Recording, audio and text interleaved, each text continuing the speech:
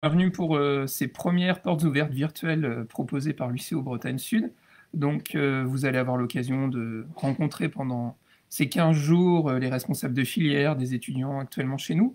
Et on vous propose de démarrer par une petite visite virtuelle dans l'établissement. Alors, on s'excuse d'avance, vous allez le voir. C'est un peu vide, mais je pense que tout le monde se doute pourquoi c'est vide. Donc on vous propose cette petite visite virtuelle qui va démarrer maintenant avec un petit commentaire assuré par la documentaliste de l'UCOBS Charline Béliard et moi-même. Donc bonjour à tous et bienvenue à l'UCO.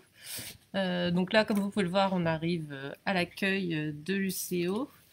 Donc vous y trouvez les bureaux administratifs des responsables, des assistantes de formation, l'accueil, la personne qui gère également tous les emplois du temps, les plannings. Vous aurez également ici les bureaux de la directrice et de la directrice adjointe. Voilà, donc c'est une aile qui a été faite en 2010. Donc là, nous arrivons dans le hall central. Il y a ici tous les panneaux d'information des différentes filières, où vous retrouverez les informations sur les stages, sur les examens, des informations diverses sur la vie de chaque filière. Donc après ce petit accéléré, nous arrivons dans le petit amphi, donc c'est une salle de cours de 80 places. Il y a également des examens dans cette salle et des conférences qui sont organisées régulièrement, notamment par le département Histoire, tous les 15 jours le mardi midi. Nous descendons ensuite vers une autre salle de cours, la salle 6, qui est également une grande salle qui sert pour les examens. Donc voilà, elle permet de passer les examens dans des conditions optimales. Toutes nos salles sont équipées de visioprojecteurs également pour les cours. Voilà. Donc voilà, c'est le tableau blanc qui nous permet de revenir au hall central. Et on va passer maintenant à la bibliothèque que vous voyez ici. Donc la bibliothèque, elle est ouverte tous les jours de 8h30 à 19h30. Vous avez sur le côté, on peut les voir, des petites salles de travail de groupe qui permettent de travailler en faisant un peu plus de bruit que dans la bibliothèque qui est censée rester plus calme et studieuse. Donc vous avez des plannings, enfin on propose à tous les étudiants à la bibliothèque des fichiers de stages qui leur permettent de rechercher les stages qu'ils auront à faire chaque année, puisque chaque licence doit effectuer un stage tous les ans. La bibliothèque propose des documents, des ressources pour toutes les filières, en fait tous les documents dont les étudiants auront besoin pour leur année sont disponibles à la bibliothèque. On a également vous allez y accéder là, un petit coin revue, détente, pour que les étudiants puissent se reposer entre deux cours ou faire une pause dans leur recherche. En ce moment, on a mis en place, donc comme les étudiants n'ont pas accès à la bibliothèque, on a mis en place un système en fait une sorte de drive pour les livres. Donc en allant sur notre site, vous pouvez réserver des ouvrages et venir les emprunter. Le service peut être accessible aux nouveaux étudiants. Il suffit de nous contacter depuis la page Facebook ou depuis notre site internet et puis on vous expliquera la marche à suivre. On essaye de faire en sorte que vous ayez accès le plus possible aux ressources. Donc là, on arrive dans le couloir des salles informatiques. Donc les salles informatiques, il y en a 4. Il y a également un labo multimédia pour notamment l'apprentissage des langues. Toutes les salles sont équipées de Mac. Tous les étudiants ont accès également, de par leur inscription à l'UCO, à des services comme l'espace numérique de travail et également à Office 365. Donc pourront avoir accès à toute la suite Office en fait de par leur inscription à l'UCO.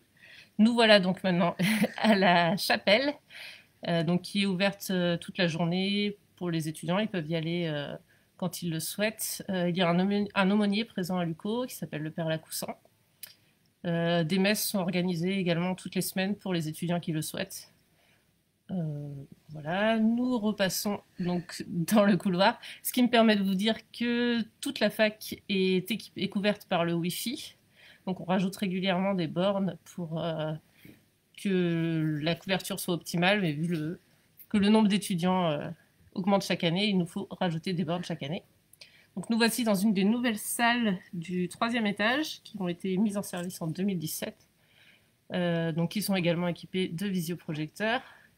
Et là, vous avez donc une petite vue rapide sur la salle de sport qui est en travaux. On en reparlera un petit peu plus tard. Donc voilà le couloir du 3e étage. Donc refait en 2017, je ne sais plus si je l'ai dit. Donc nous allons redescendre à la cafétéria, il me semble, qui est également assez récente.